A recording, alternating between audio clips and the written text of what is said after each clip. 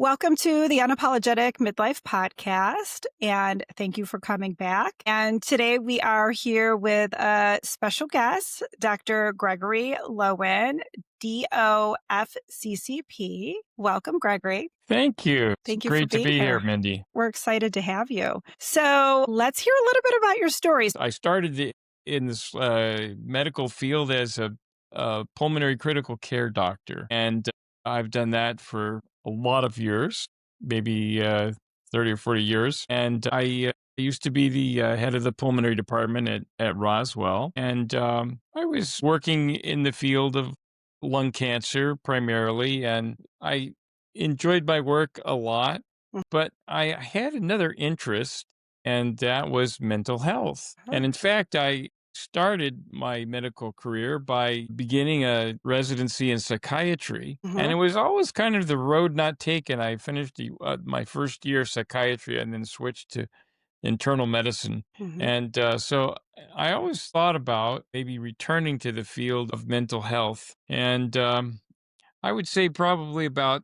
maybe 5 years ago, 4 years ago, I read the book by Michael Pollan, How to Change Your Mind. Yep. That's like the book that leads people in to start asking more questions, I feel like. And then God. the Netflix documentary, right? Yeah. And the book was just so powerful.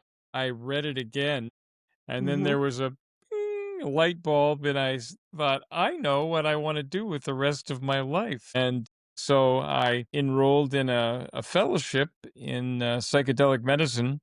This fellowship was in the Integrative Psychiatry Institute that's located in Boulder, Colorado. And I worked for a year to gain training in doing therapeutic sessions with psychedelic medicines like ketamine, and we also had training with MDMA and with psilocybin. I happily joined this revolution that's taking place in mental health, and was able to return to the field that I originally loved. And I have never been happier in my life, and I've never felt more of a sense of meaning, I think, with my Yeah. work than I do now. I mean, I will say that in all of those years as a lung doctor, mental health was still a major part of my practice. I constantly dealt with end of life issues because I was taking care of people that had lung cancer and COPD and pulmonary fibrosis.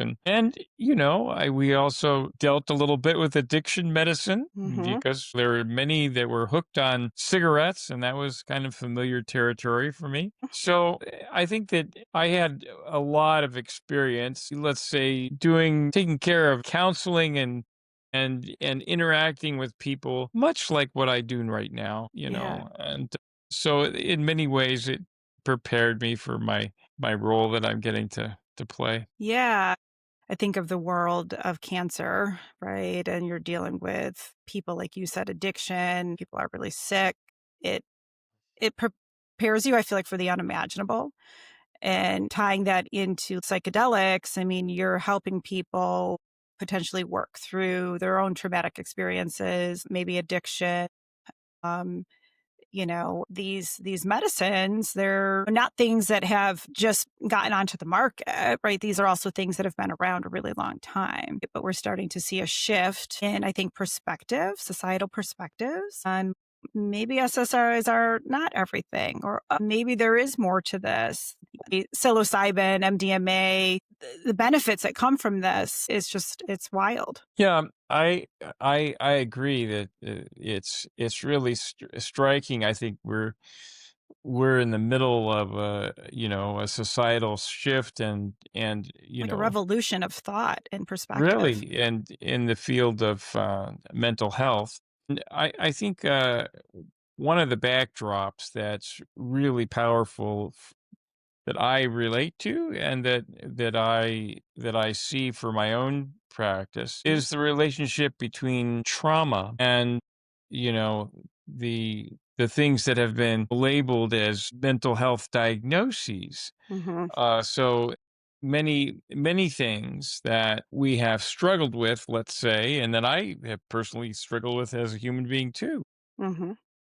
depression or Mhm. anxiety or Mhm. addiction, or Yep. can be manifestations of underlying trauma. And that's also been a very profound interest of mine. And Same. in fact, I published a book about, it wasn't about psychedelic medicine, but it was about a kind of experiential personal work, you might say. Mhm. And it's called The Unexplored Room. And it Mhm. literally is about my own personal experiences with trauma and about doing experiential therapies and how that transformed my life. Yeah. And so this has a very profound connection with the very things that make me tick. Yeah. Yeah, but that's what this work is about. I think deeply understanding the work that you do in this realm. This isn't just like you're in a lab and you're disconnected. Like I think that personal journey that connects you to this is so powerful. There's a model in medicine that's named after Sir William Osler. Okay. And the Oslerian model is the idea of being in a white coat and being objective Yeah. as a and being as a scientist and looking at the patient as sort of like your science project.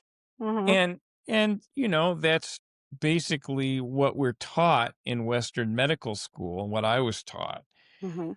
And, what's interesting is that in the field of psychedelic medicine, there's a completely different sort of model. And that model isn't about objectifying the patient. And instead, the model is about identifying with the patient, connecting personally with the patient, Mhm. and even sharing personal information and insight. One of the ethics, let's say, of psychedelic therapy is that those of us who are doing psychedelic therapy are expected to experience it ourselves if we're going to give it to other people.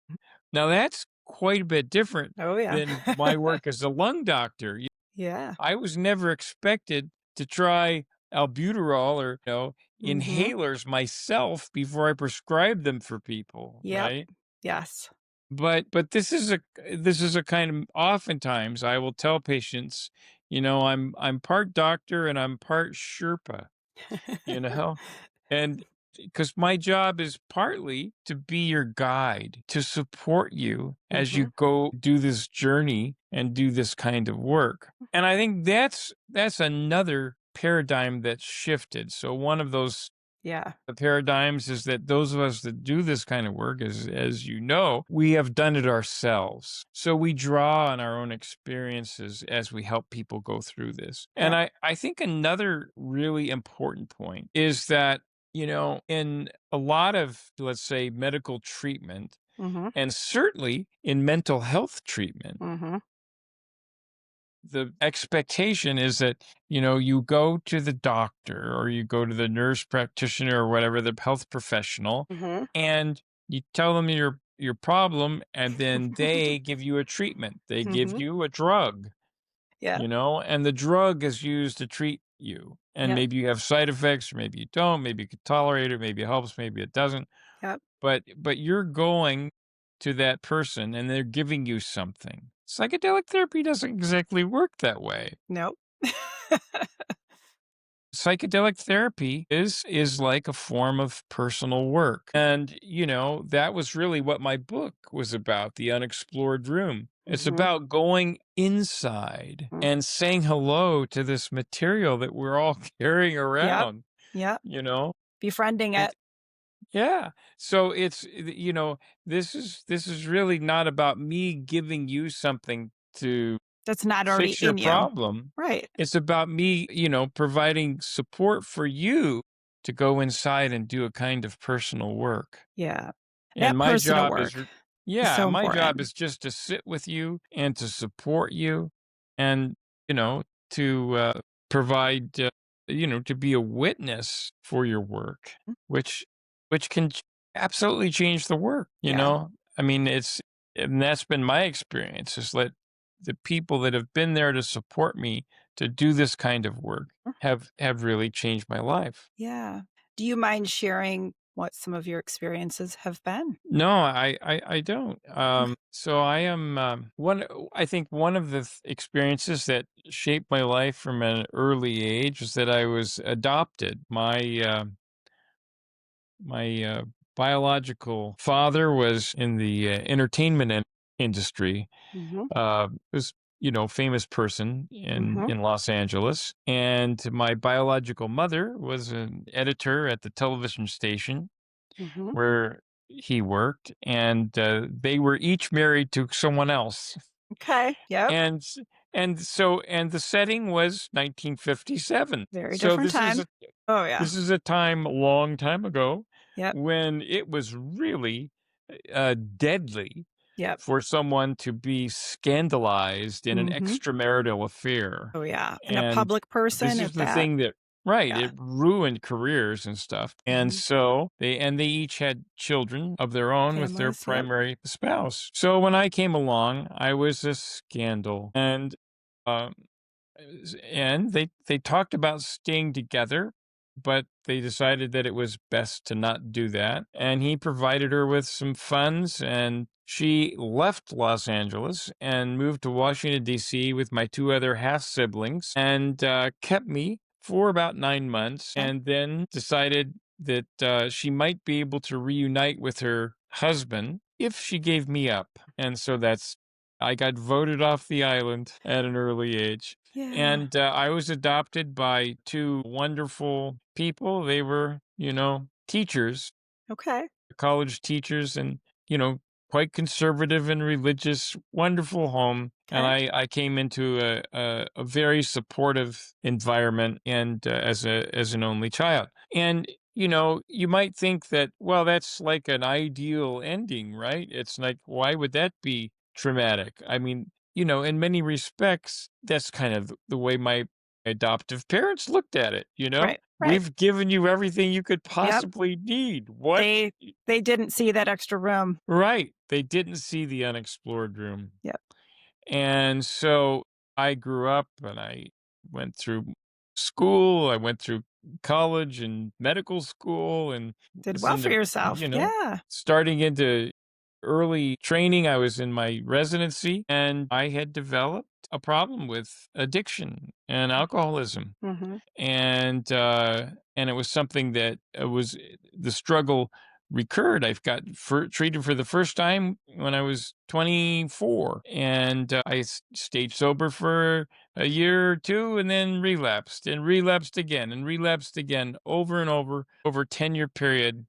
And what finally turned the corner for me was doing a kind of experiential work where I looked on the inside and I said hello Mhm. to the hurt Yeah, that had instead of trying to happened before suppress I it. even had words. Yeah, yeah. I said hello to this idea that I was actually angry with my biological mother for letting me go, and Yeah, hurt. yep. It's trauma. And That and attachment, 9 yeah, months, I mean, it's hard enough for a child right from birth, but 9 months, you already had attachments formed. yeah, and so there was all the attachment material, and then another big piece of it that I learned about later as I did psychedelic work, not too distant past, Mhm. was there was a lot of fear. I was Abandonment? actually I was actually terrified, and it wasn't because I was treated badly. It was just because my mom was gone and my brother and my sister were gone. Yeah. Yeah, I mean, essentially, you were abandoned even though you were taken care of and you were adopted, but those abandonment wounds, it stays with you. And I'm Eh, assuming you know you were adopted growing up? yeah, I Okay, I did. okay, And but I didn't really learn about the details of my origins and that part of the story until I was probably about 16 or so, okay. Yeah. 16 or 17. But I will say that this whole thing is like these early traumas are kind of like the skin of the onion, and you peel one Mhm. layer off and you get down another layer Yep. and you peel another layer off. But what was really important for me was that there was a moment where, the first time I did any kind of experiential therapy, I it was with a program that's run by Karen Foundation. It's Okay. called the family program. Basically, is a trauma retreat it takes about a week or so that they do Okay. for codependency. And one of the exercises, it was like in this little chalet in the mountains of Pennsylvania, and there was like 12 clients and 6 therapists, and one of the exercises was this kind of a psychodrama thing where a young woman who was one of the other participants played the role of my biological Mm. mother, and I faced her, Oh. and I became that little 9-month-old boy for a few moments. So But oh, yeah. I I cried for the first time and said, "You left me in a house of strangers." Yeah. Yeah, you needed to mourn that. I mean, how do you grieve at 9 months? You don't know how to grieve at 9 months. Adults don't And know how to grieve sometimes, you know?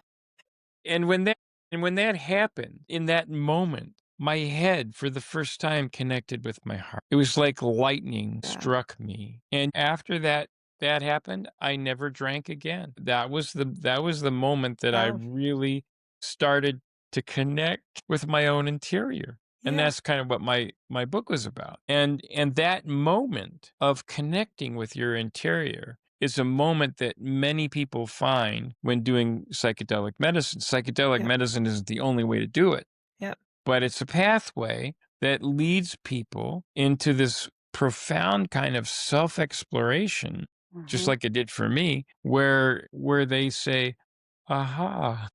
Yeah.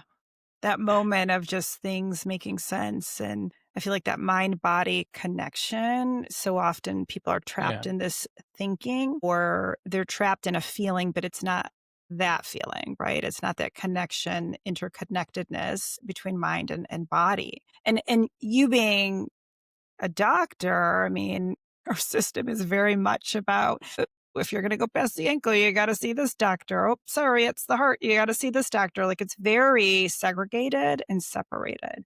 And I talk about this in some of my other podcasts because it drives me wild because it's all interconnected. And that's what you're saying about doing this kind of work with psychedelics, that it really returned you to a whole being. It brought everything together. yeah. I mean, it's certainly been doing this kind of work in my own interior has what's changed my life. Yeah, it And sounds like it. it's what has helped me find meaning, because there's a tremendous amount of meaning that, I mean, that's one of the pearls, as you know, that people take away from psychedelic therapy. When it works, it's because there's images and sounds or, memories or experiences that all of a sudden light us up, and all of a sudden we get it. We Mhm. understand what it all means. Yeah. And long after the medicine is worn off, that's a pearl that we keep with us. And Yep. I've been lucky enough to have that experience, and I've been lucky enough to help others find it too. And that's really what keeps me going Yeah, it's and makes me love this so much. it's this gift that I think every person carries with them that they don't know how to tap into.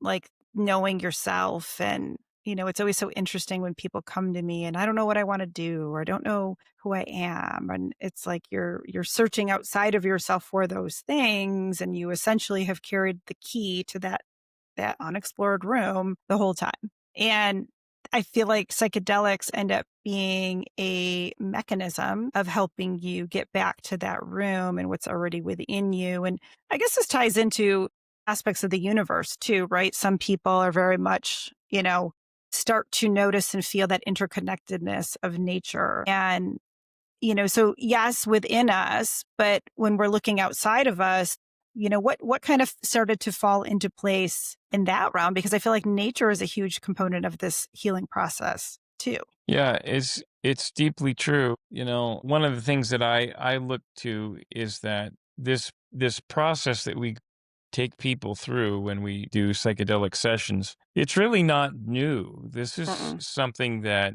has been practiced by indigenous peoples for thousands of years. And the heralded Maria Sabina that many people look to as maybe one of the grandmothers.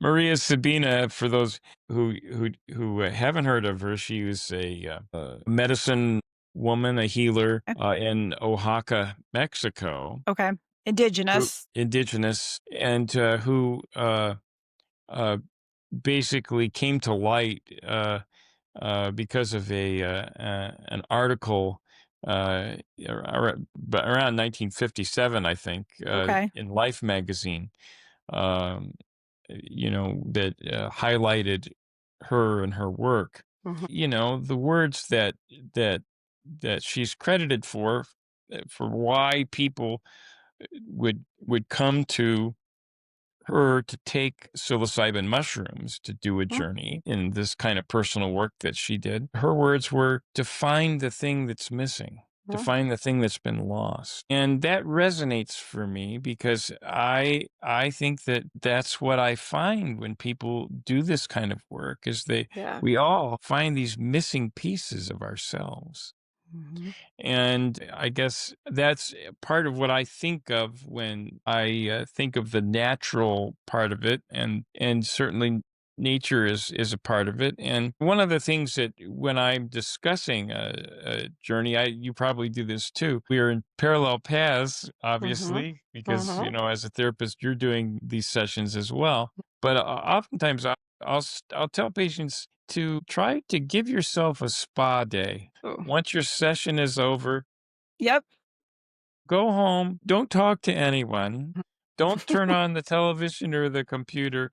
Go sit in your backyard and look at the trees, look at the sky, listen to Mhm. your heart, pay attention to what's coming up. Yeah. And there's a tremendous symphony that's played between nature and the interior as we do this kind of healing. Yeah.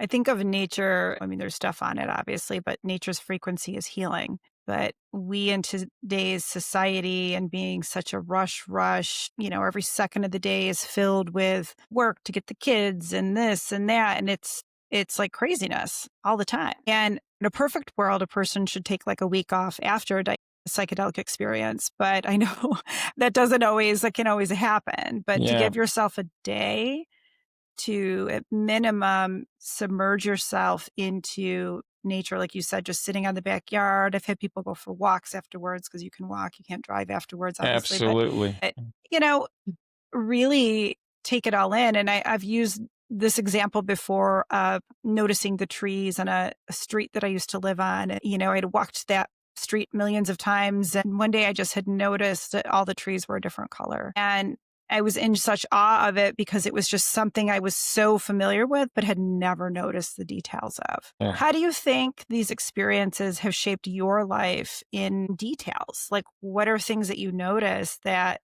maybe you didn't notice before? Hmm. I always love this part of it because it's a different perspective. Right. Yeah. I don't know. It's interesting. It's a really super good question, and I haven't thought of an answer. So I'm just It's going to, okay. free associate, I guess. I think that there's a couple of things.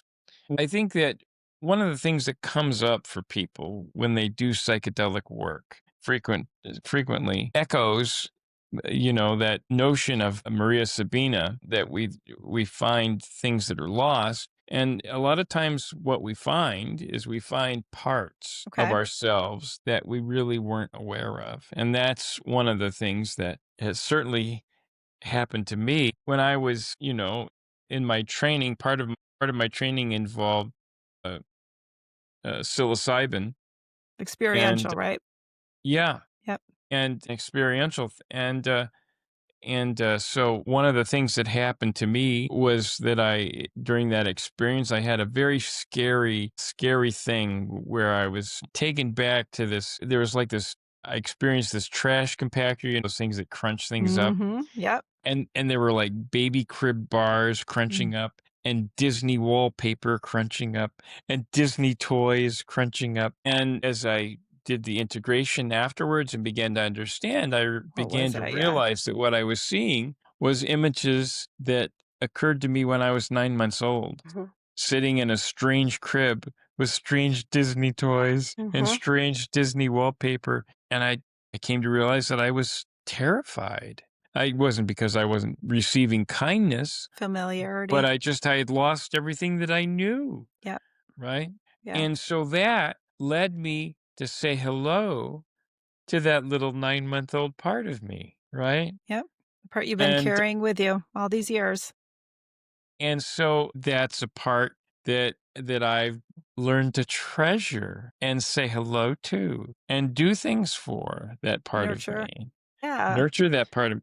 And so being aware of a part of myself, that's something that I've taken away from psychedelics that's changed me. And I think, on top of that, another very powerful thing that I've experienced and that I see my clients experience too. I'm curious if this is your experience Mhm. too as a therapist. And that's that in this kind of therapy, it's very common for us to, the word that's used medically is dissociate. And of course, for your viewers, what we mean by that is that we kind of leave ourselves and see ourselves from the outside. Like that bird's eye view. But that bird's eye view Yep. where we get above ourselves and we see ourselves separately. And, that ability to get outside of ourselves and see ourselves, that changes the way we move through the world. Oh, yes.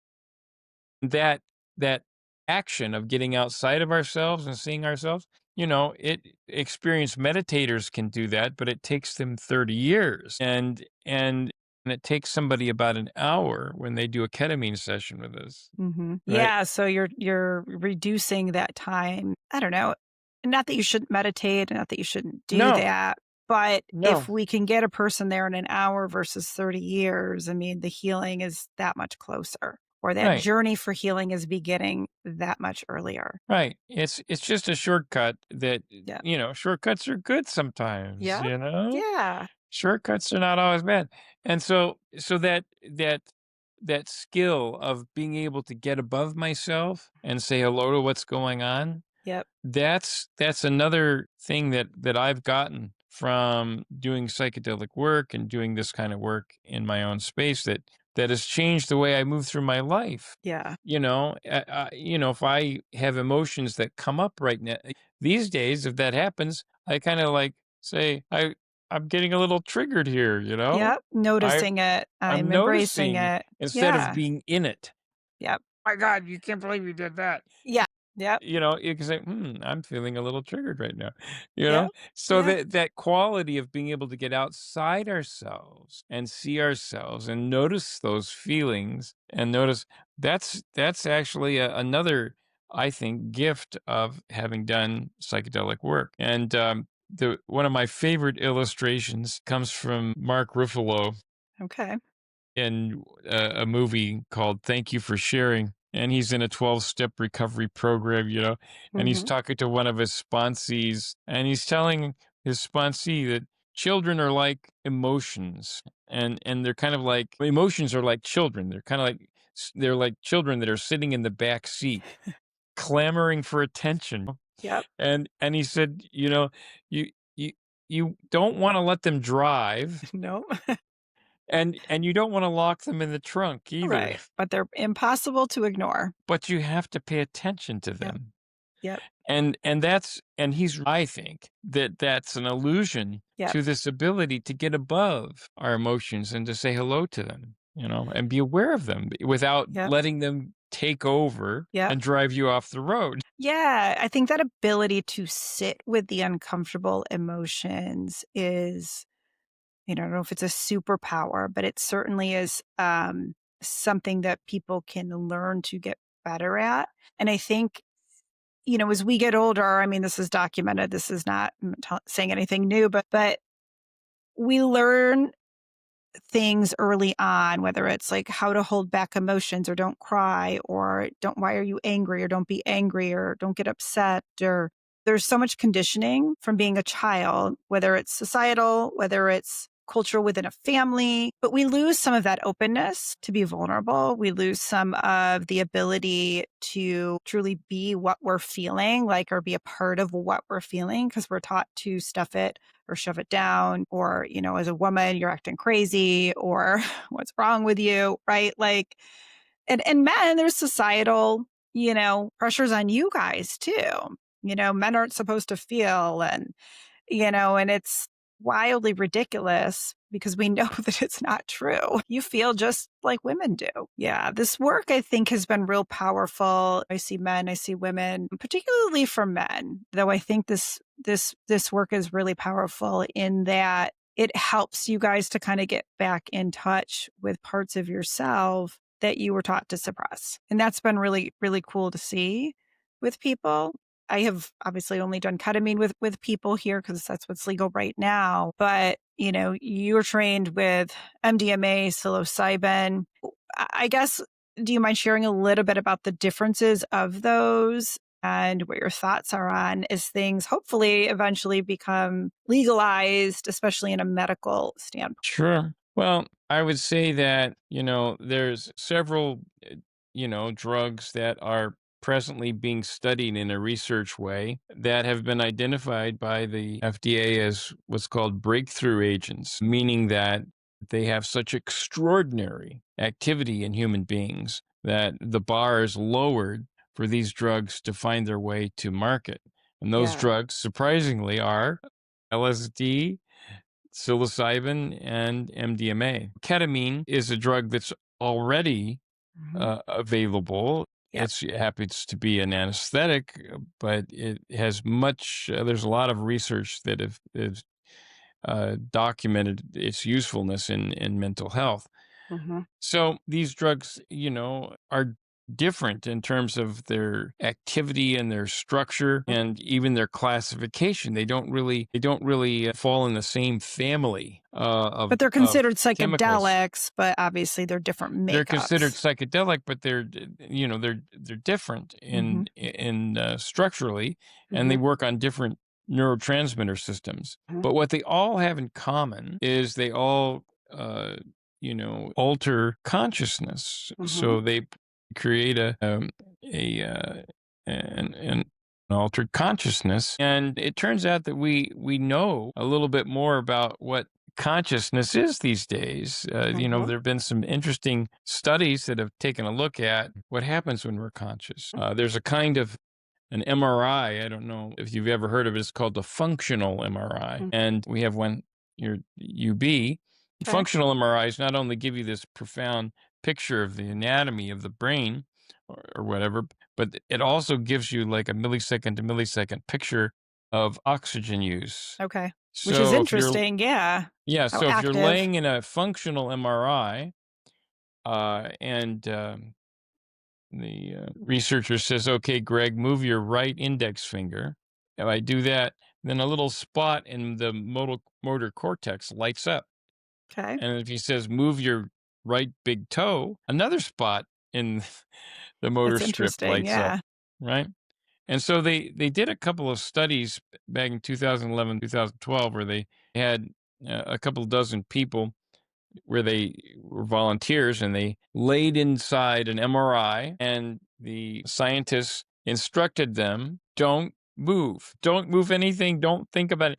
So people were just laying there, Okay. and they did functional MRIs. And, when they were laying there, they did what all of us do when we're Yeah. conscious. Yeah. They thought about their past. They Yeah. thought about their future. Oh, yeah. They thought about what had happened to them. They thought about what might happen to them in the future and the things they're afraid of. Their autobiography, that was what was running in their minds. And lo and behold, every single person had three spots in the brain that lit up. Cool. And before that study was done, nobody knew that those three spots were related. Wow. Wow. So And just thinking about whatever, these right. specific areas were lighting up, okay? Yeah, the medial prefrontal cortex, the Occipital? posterior cingulate gyrus, Yep. and the PCC. So these three spots lit up. So in all of the clients. So what they did was they realized they were looking at a piece of anatomy that they never knew. That's what. There's no reason why those three spots should have been connected, but they Right, they were. weren't moving, nothing was moving, just And laying so there. so they gave those spots a name, and they called it the default mode network, Mhm. DMN, Yep. the default mode network.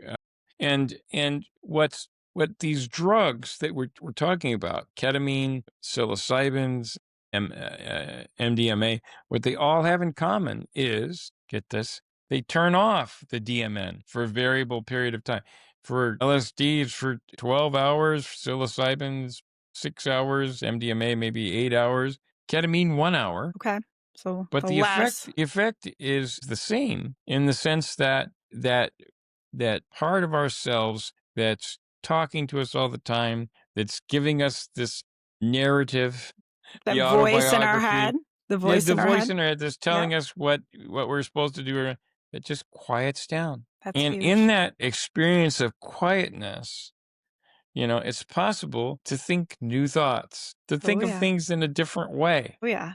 Ooh, that's pretty powerful. Tell us a little bit more about the default mode network, because I think people don't necessarily understand what that is. I know I'll talk about this sometimes with clients. Yeah. How does that tie into trauma and maybe thinking patterns? Well, that's really a great question, and I think that is deeply tied to trauma because what happens when we go through something traumatic is that it's recorded in our memory as you know, in a different way Hmm. than normal memories. And Hmm. so if we go through something, traumatic, we might only remember the sounds of something that happened. We not Okay. remember the whole movie of what Hmm. happened from beginning to end, or might be just the colors or the shade, the textures of the wall, or maybe the feeling. And so these memories that are of trauma are recorded in a different way,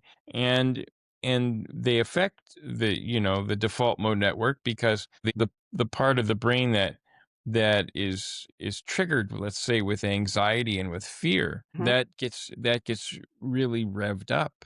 Or maybe the part of us that, if we've introjected or received and processed negative things about ourselves, perhaps when Yep. we're That negativity that bias. negativity, that is also in the back of the brain, or the part of the DMN, and that those negative voices and things that we hear, that's also part of the DMN. So the negative voices that tell us that we're bad, the fearful voices that tell us that bad things are going to happen to us, Hmm. all of those, that's all the DMN, and that's all what gets quieted down when we do this kind of work. Yep. Which is really powerful because a lot of people really struggle. How do I shut it off? I'm like, you physically can't just shut it off. Yeah, yeah. Yeah, and the other piece of it is that there's a guy that's a famous guy that ran some of the big psilocybin trials in the UK. His name is Robin Carhart Harris, and he was like a lead author in a New England Journal article, and he's well known. And he was one of Okay. the teachers in my program. Gave us Okay. several lectures, and at the end of one of his lectures, he said, "Okay, I'm going to tell you guys how psychedelic therapy works." Mm, And he said, I want you to imagine yourself if you're on top of a mountain way up high, and it's a snow covered mountain. And he said, I want you to imagine skiing down the hill, down the trail, all the way to the bottom. a long way. And then you get back on the chairlift and you go clear back to the top, and you ski down the hill again, all the way to the bottom. And then you do that again, and you do that multiple times a day, every day of the week, every week of the month, every month of the year for decades. Okay. And he said after a while, you're not skiing down a trail anymore. You're Mm, skiing down a canyon. There are mm-hmm. giant walls on either side. And he said if you start on that trail and you start to go down, you have no choice about where you're going to go. And he said that's inflexibility. And inflexibility is the hallmark of all mental illness. Yeah. That ability to deviate from the go-to way of being and doing. Right. So if you get triggered in a certain way, you're Yeah. always going to be afraid. You're going to be anxious. You're going to live with hyperarousal all the time. That's part Mm-hmm. of trauma. Or if you get triggered in people like attachment and stuff, and you get triggered, I'm a worthless person. You're going to That leave me. I mentality. have no Yeah. value. Yep. Right. So that's what it's like to live in one of those pathways that have walls that we can't get out of. Okay. Now, he says what Carhart Harris says is that psychedelic therapy is like a giant snowstorm. Mm. Imagine standing on top of the mountain, Yeah. and all of a sudden there's a whole blanket of snow that completely covers up these trails that you've Mhm. been going down. Mhm. And so you're at the top of the mountain, and now you could go down the mountain any way you want. Yep.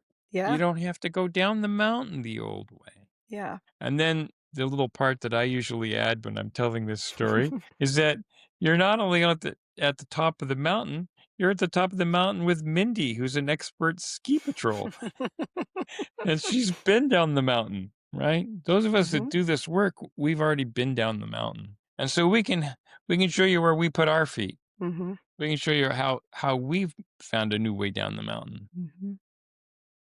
There's And so alternate ways. right. So the whole idea is about interacting with the nervous system so that we find Mhm. a new pathway of thinking, a new Yep. way of thinking about ourselves, Going back to that illustration of my own where I saw the crunching of the crib and the Disney toys and all that. The other part of that experience as I was supported through that with loving support is that it became clear to me that I could see my life kind of like a rainbow with little pockets and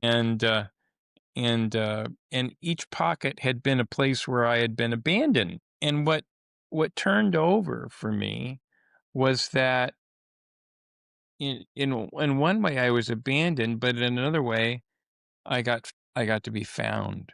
Yeah. You were given a And, life. and so over and over I had been found. So it was a new way of thinking. Absolutely. This is where my It head was a went. new way of thinking, and that was a little pearl that I carry with me today, even though the medicine is long worn off. Yeah. It's been years since that happened to me, but I have never forgotten what I learned from it. I think that shows just how impactful learning other ways of thinking about situations, trying to pull in a different perspective. It's just so, so important. And I think a layer of this, and you've kind of mentioned, that 9-month-old part of yourself, but I also think of the adult part of you nurturing that 9-month-old part of self and knowing what he needed.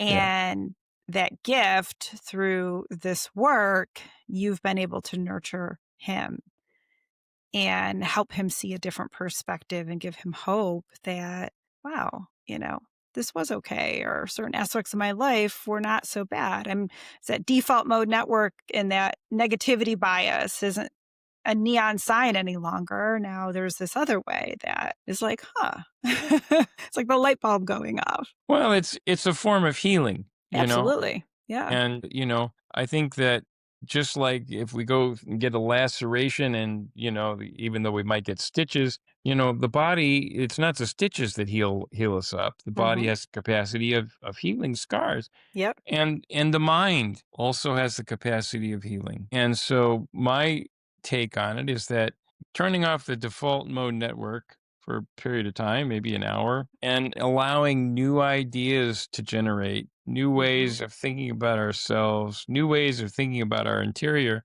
that's an opportunity for healing to take place It's very powerful.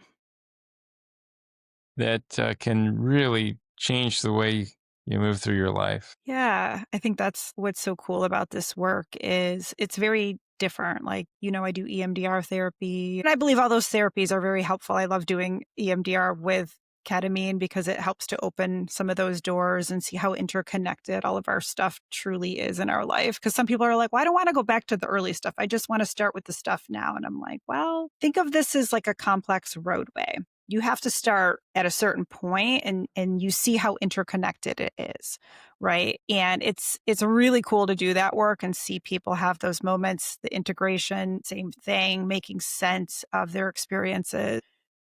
I don't know, I feel like how excited people start to get and having hope of like I can do this. It's mind blowing. I feel like every time I go into it, I'm like, okay, well, let's see, because there's no like set way to like do the integration. It's very much like, it's very client led. And yes, you're helping them, but you're truly just giving space to somebody when you sit with them when they journey. And I know ketamine is a much shorter journey, through your experiential. I don't know if you had the opportunity to sit with other people going through like MDMA, LSD, or psilocybin. It's a much longer journey, correct? Correct. Yeah. Yeah. And I mean, I think that in terms of systemically, it's going to be maybe a little bit more challenging Yes. for this to be adopted into routine mental health practice. Hmm. But I do think that's ultimately that's where we're going for at least a Oh, yeah. lot of stuff. And yeah, so yeah, it does take a little. So I don't think that I think ketamine is a really a wonderful drug when used in the The right right way. way. I Yep. mean, it has precautions, and we're certainly I'm very very careful with it, especially being a person in recovery. You know, Hmm. I'm very very cautious about the potential of addiction and that sort of thing. But having said that, I really I think that even once these other medicines, if they get approved and they're still available, I still think we're going to be able to use. I think we're going to want to use ketamine at times Of because course. it really provides a special experience that helps people. The duration. Yeah. I think it's Yeah, accessible, right? 3 hours for a session. A lot of people can find time to do that, right? yeah, yeah, Yeah, my hope is that obviously there's got to be parameters around it and it has to be safe. But I know, obviously, working with you, there's options for ketamine too, right? I know people get nervous about that, but doing intramuscular injections, especially for somebody if they're dealing with addiction versus the troches, it's very safe. They're not going home with anything. It's out of their system very quickly. It's a great option for people who are nervous about that or if there's any risk with addiction. yeah. That's a wonderful point, and it's something that I'm very sensitive to, and I carefully evaluate person's risk Mhm. before we offer them therapy. I have basically two hats that I wear Mhm. professionally, and one hat is that I do medical clearance for people to have ketamine assisted psychotherapy. And that hat, I'm an internist and I go through their entire case to make sure it's safe for them to do ketamine. And then we try to figure out what form would be the safest Mhm. if that's the case. And then the other hat that I wear is that there are times where I actually play the role of, a psychedelic assisted therapy person where I provide the ketamine and sit with a person and then Mhm. do integration with them afterwards. And that's separate. But as we've worked together, Mhm. which has been delightful. And Mhm. Yep.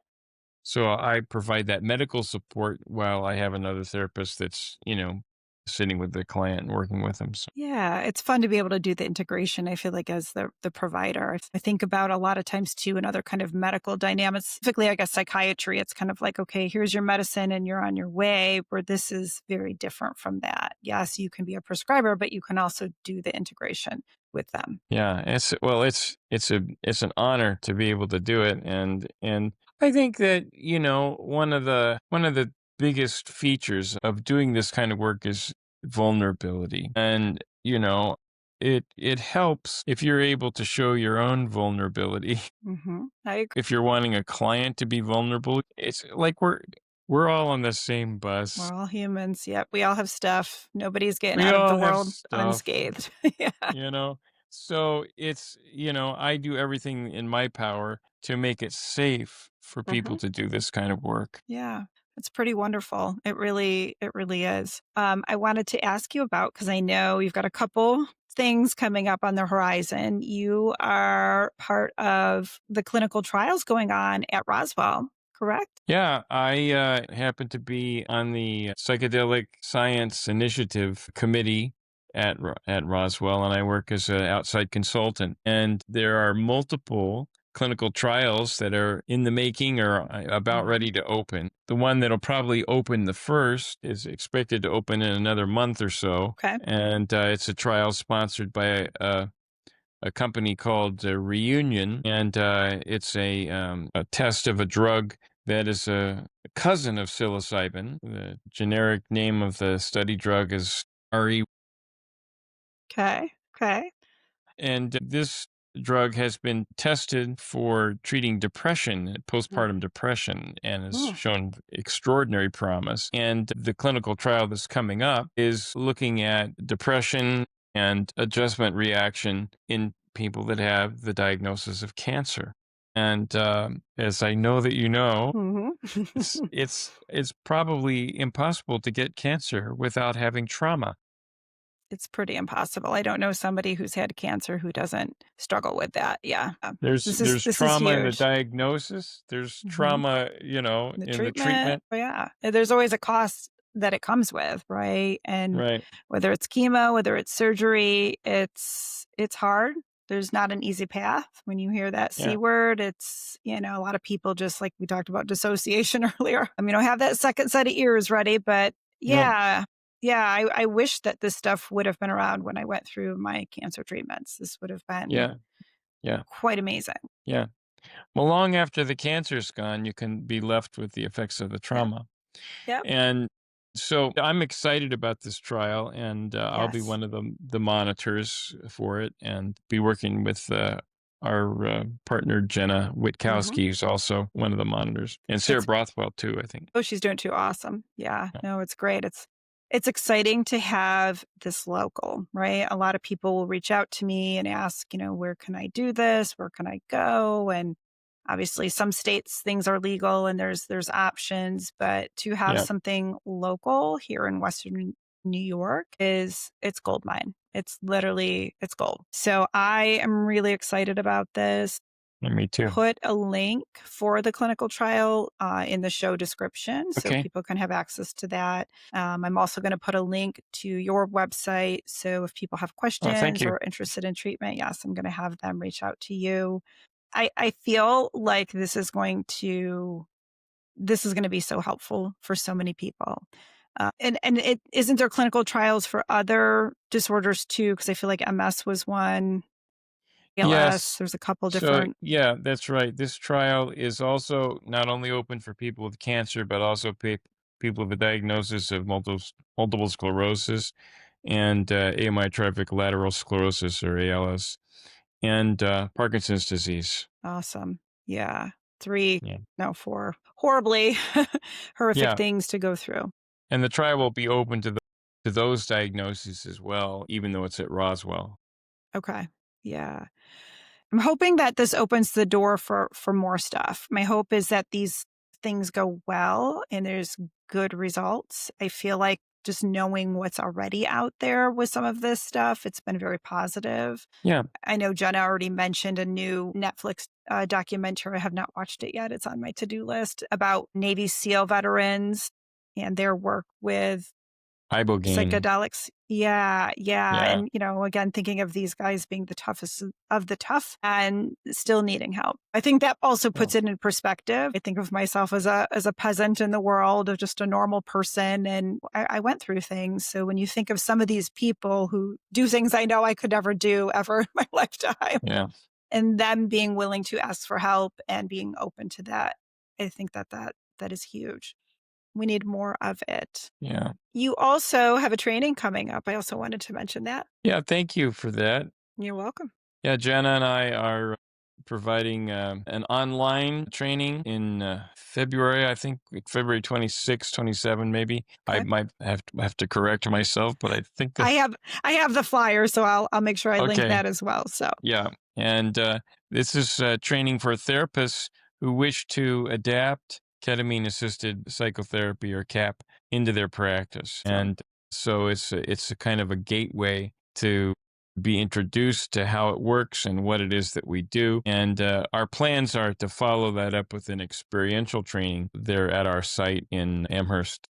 Awesome. That's great. I'm so excited for what's to come. And I think you two are two of my favorites, obviously, in the field. And, we work together. So I'm a little biased, but I respect the work that you both do. and what you bring to the therapy world as a provider. It's special, it's different, and I know you care a lot about what you do. And doing this work, being a therapist for 12 years, being a patient myself at Roswell, when I work with cancer survivors, cancer patients, a doctor with an amazing bedside manner feels like the connection component of what you offer to clients. That's huge. People want that. And, I remember going through my own cancer journey. And when I was starting to look for a therapist after I had gone through cancer twice in 1 year, I wanted a therapist who understood what I had gone through. And it was like finding a needle in a haystack.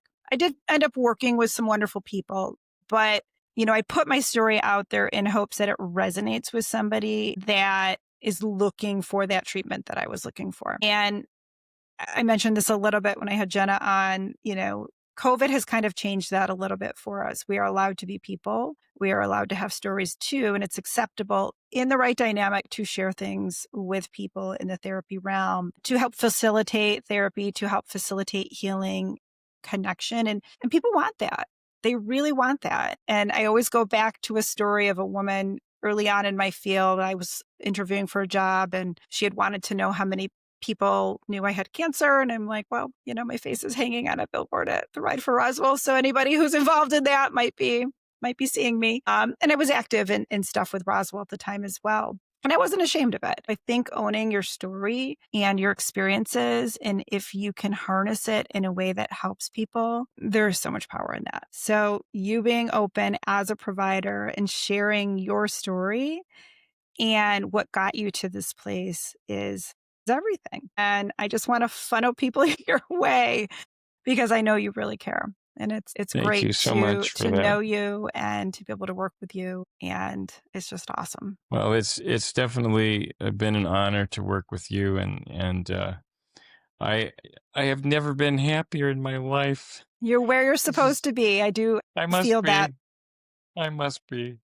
that day you reached out to me, because this is kind of how this all began. You had reached Yeah, out to me and, it just kind of went from there, and it was my yeah, story. I think that's how you found yeah, me too. yeah. It was you're the first one. You're the first one I talked to in Buffalo when I started to look for a way to touch down. Yep. Yeah. So I think things have a way of, I don't know. I think if we can go through hard things and we can come out and we can bring good things from those hard things, I feel like I don't want to go through it again. Yeah, But there's lessons that have been pulled from it and good things have been pulled from it. And that I couldn't ask for a better outcome. yeah, yeah. And part of the outcome is all the people that you've helped who have felt identified with Or that have because helped of me. you sharing your experience. Same thing. Yeah. I was asked once, I was on a podcast and I was asked once on how I got through that. And it was the people. It was the people who helped me and were there for Oh, me. And, my family doesn't live locally. So it was the friends, it was the people yeah, that showed up and decorated my room and brought a smile on my face. And we discussed, drama and, shenanigan chat and took your mind off things. And it was everything. So now I pay it forward by doing the work that I do today. yeah. Me too. Awesome. Well, it has been wonderful having you here today to do an episode. And I'm honored to know you and continue to work with you. And I can't wait to see the future and how that's all coming together. And I'm very excited about it. Well, I see lots me of good too. things. Awesome. Me too. Thank you, Mindy. You're welcome. All right. Have Yeah. a good night. Okay. You too. Okay. Bye. Right. Thank you for listening to this episode of the Unapologetic MidLife Podcast. This episode is for educational and informational purposes only and does not constitute medical, psychological, or therapeutic advice. The Unapologetic MidLife Podcast, Midlife Media 716, LLC do not endorse or promote illegal substances. Psychedelic-assisted therapies discussed may not be legal, regulated, or appropriate in all locations or for all individuals. Always consult a licensed healthcare professional before pursuing any treatment. Listener discretion is advised.